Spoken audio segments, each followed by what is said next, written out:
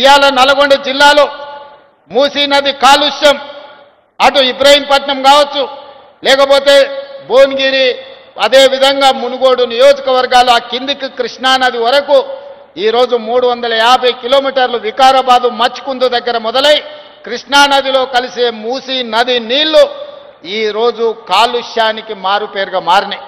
ఈరోజు విషం అయిపోయింది.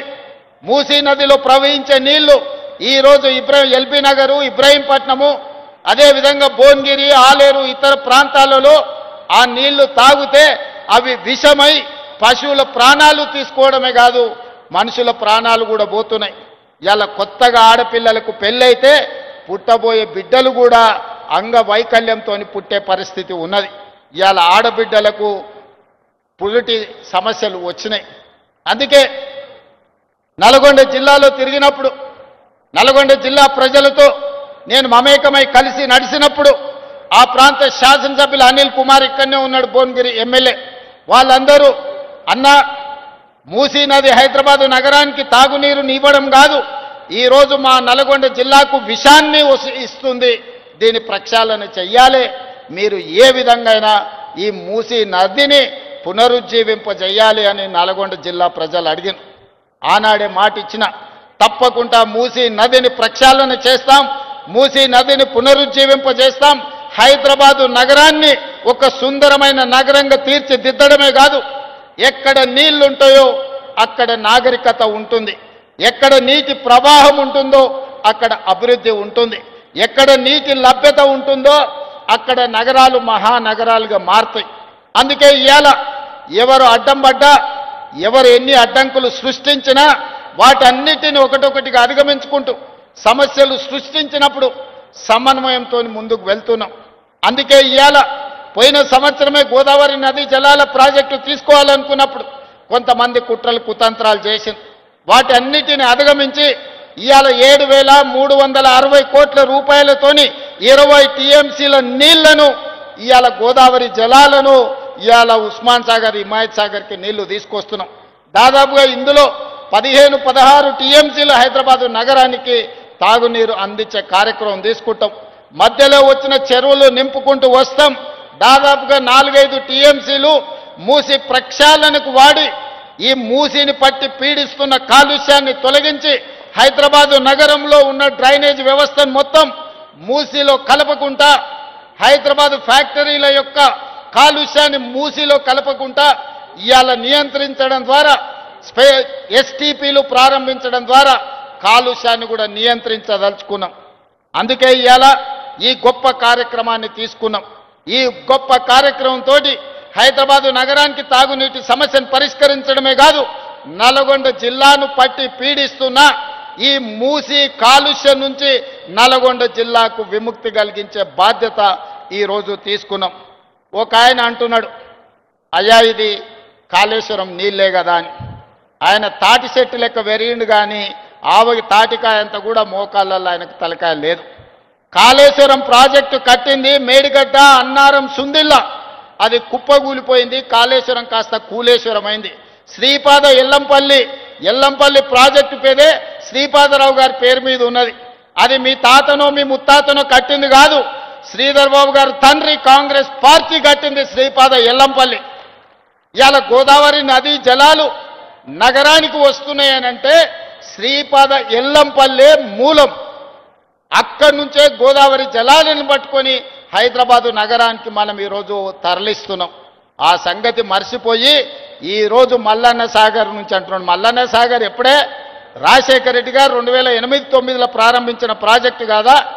ఆనాడు మహారాష్ట్ర సరిహద్దులో ఆదిలాబాదులో ప్రారంభించిన తుమ్మిడిహెట్టి ప్రాజెక్టు చేవెళ్ల వరకు తీసుకెళ్లాలని ప్రాణహిత చేవెళ్లని ఆనాడు డాక్టర్ వైఎస్ రాజశేఖర రెడ్డి గారు ప్రారంభించారు.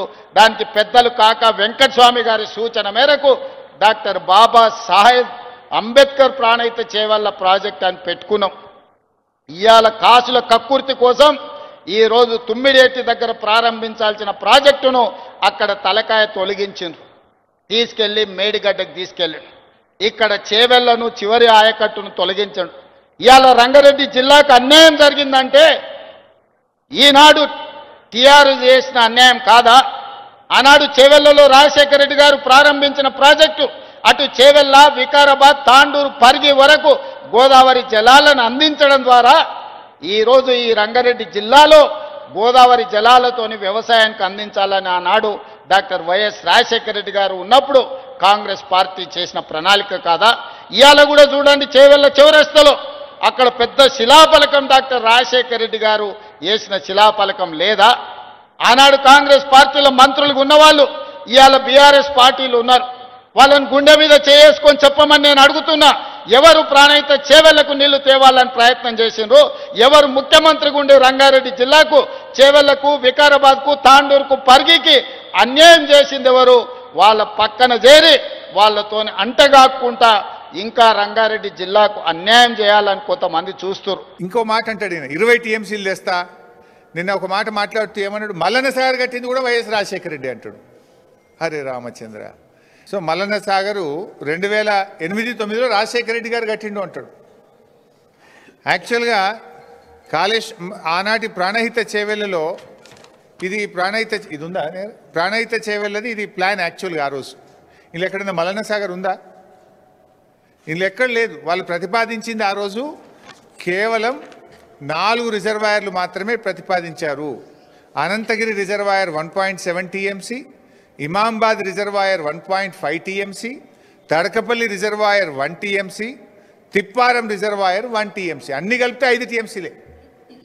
ఆనాడు 5 టీఎంసీలు మాత్రమే ప్రతిపాదించారు. మల్లన్న సాగర్ అనే ప్రతిపాదనే లేదు ఆ రోజు. ముఖ్యమంత్రి గారు ఒకసారి డిపిఆర్ తెప్పించుకొని చూడు, ప్రాణహిత చేవెళ్ళ డిపిఆర్ ఉంటుంది కదా ఆఫీస్లో. ఆ రోజు మల్లన్న సాగర్ ఉందా? మల్లన్న సాగర్ అసలు ఉందా? ఆ రోజు పెట్టిన రిజర్వాయర్లే 4, అన్ని కలిపితే 5 టీఎంసీలే వాటి కెపాసిటీ. ఆ రోజు కేంద్ర ప్రభుత్వానికి 2008లో మీరు డిపిఆర్ పంపితే 2012లో సిడబ్ల్యూసి డిపిఆర్ను తిప్పి పంపింది. ఇది నీళ్ళిచ్చే ప్రాజెక్టు కాదు, ఈ 4 రిజర్వాయర్లతో ఈ 5 టీఎంసీల సామర్థ్యంతో 16 లక్షల ఎకరాలు పారవు, కొత్త రిజర్వాయర్లు కట్టండి, పెద్ద రిజర్వాయర్లు కట్టండి, ఆన్లైన్ రిజర్వాయర్లు కట్టండి అని డిపిఆర్ను కేంద్రం తిప్పి పంపింది. సెంట్రల్ వాటర్ కమిషన్ రిజెక్ట్ చేసింది. నువ్వు ఈరోజు నిస్సిగ్గుగా మల్లన్న సాగర్ రాజశేఖర రెడ్డి గారే కట్టినరు అంటివి. పాపం రాజశేఖర రెడ్డి గారు బతుకుంటే ఈ అబద్ధాలు విని ఆయన కూడా సిగ్గుతో తలదించుకునేవాడేమో.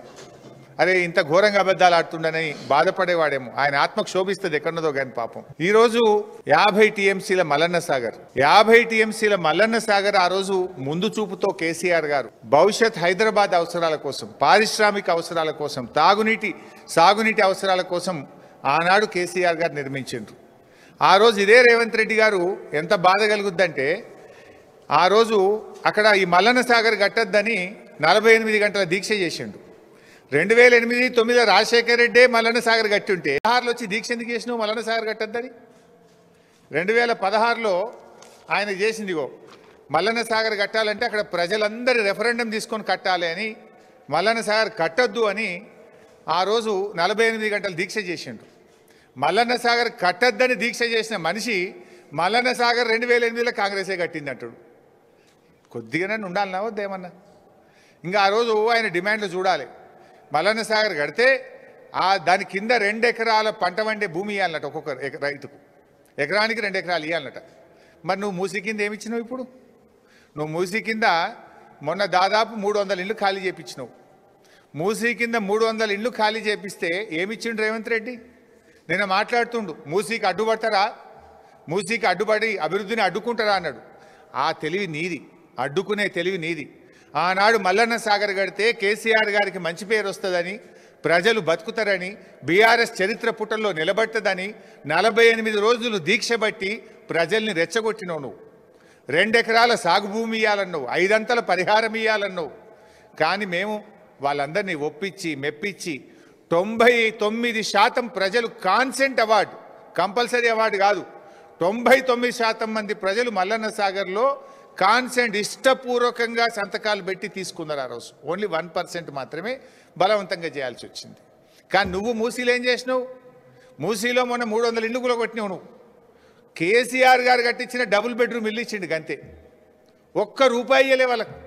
ఆనాడు బీఆర్ఎస్ ప్రభుత్వం ఏమో శాశ్వతంగా వాళ్ళకి అమ్ముకునే హక్కులతో కూడిన 250 గజాల స్థలంలో డబుల్ బెడ్రూమ్ ఇల్లు కట్టించినాం.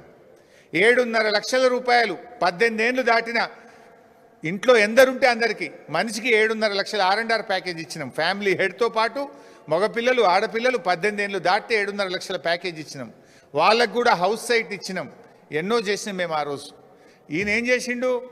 కేసీఆర్ గారు కట్టించిన డబుల్ బెడ్రూమ్ ఇల్లు గరీబోళ్ళకి ఇచ్చినట్టు అసైన్మెంట్ ఇచ్చిండు గంతే. పాత ఇంటికి ₹1 ఇయ్యలే, R&R ప్యాకేజ్ ఇయ్యలే. 2013 చట్టం ఫాలో కావాలన్నాడు. మూసీలు ఎందుకు ఫాలో కాలే? ఈయన ఇంకొక చెక్ ఇచ్చిండు వాళ్ళకు, 25,000 చెక్ ఇచ్చిండు. ఎవరికి? మూసీలో ఖాళీ చేయించిన వాళ్ళకు మీకు తొవ్వంట ఖర్చుల కానీ 25,000 చెక్ ఇస్తే ఇది బౌన్స్ అయిపోయింది. ఈ చెక్కులు బౌన్స్ అయినాయి. ఇది చెక్కు కాపీ వాళ్ళు ఇచ్చింది, బౌన్స్ అయిన చెక్కులు. వాళ్ళని మోసం చేసినావు నువ్వు. కానీ కేసీఆర్ గారు అద్భుతంగా దేశంలో ఎక్కడ లేని R&R కాలనీ మల్లన్న సాగర్లో కేసీఆర్ గారు కట్టించారు. మేమేమంటున్నాం? నువ్వు ఆనాడేమో దీక్ష చేసి ప్రాజెక్టును అడ్డుకునే ప్రయత్నం చేసినావు. ఆనాడు మా కాంగ్రెస్ తెచ్చిన 2013 చట్టం అమలు చేయవా అని మాట్లాడినావు. ఇప్పుడు మేము గదే అంటున్నాం, 2013 చట్టం అమలు చేయి. మూసీలో ఎవరినైతే ఇప్పటికే ఇండ్లు కూలగొట్టి నిర్వాసితులను చేసినావో వాళ్లకు 2013 చట్టం ప్రకారం దాన్ని అమలు చేయమని మేము అడుగుతున్నాం. నువ్వు అడిగిందే మేము అడుగుతున్నాం. మరి మేమేమో న్యాయం అడిగితే అడ్డుకుంటామన్నావు. మరి ఆ రోజు నువ్వు చేసింది ఏంది? అడ్డుకోవడమేనా? దానికి నువ్వు ఇచ్చే సమాధానం ఏంది? నువ్వు ఎన్ని కుట్రలు చేసినా ఆ రోజు కేసీఆర్ గారు ఒక దీక్షతో ఆయన ప్రయత్నం చేసిండు. మల్లన్న సాగర్ కట్టిండు కనుకనే ఇవాళ మల్లన్న సాగర్ తెలంగాణకు గుండెకాయ అయింది. మల్లన్న సాగర్ హైదరాబాదుకు రైతాంగానికి ఒక వరంలాగా మారింది. మల్లన్న సాగర్ కాళేశ్వరంలో భాగం కాదా? మల్లన్న సాగరే లేకపోతే నీకు ఎక్కడి 20 TMCలు? నువ్వేదో పెద్ద పోజులు కొడుతున్నావు, నోరుంది కదా అని రెచ్చిపోతున్నావు. నోరుంది కదా అని గాయ పెట్టినంత మాత్రాన అబద్ధాలు నిజాలు కావు, నిజాలు అబద్ధాలు కావు.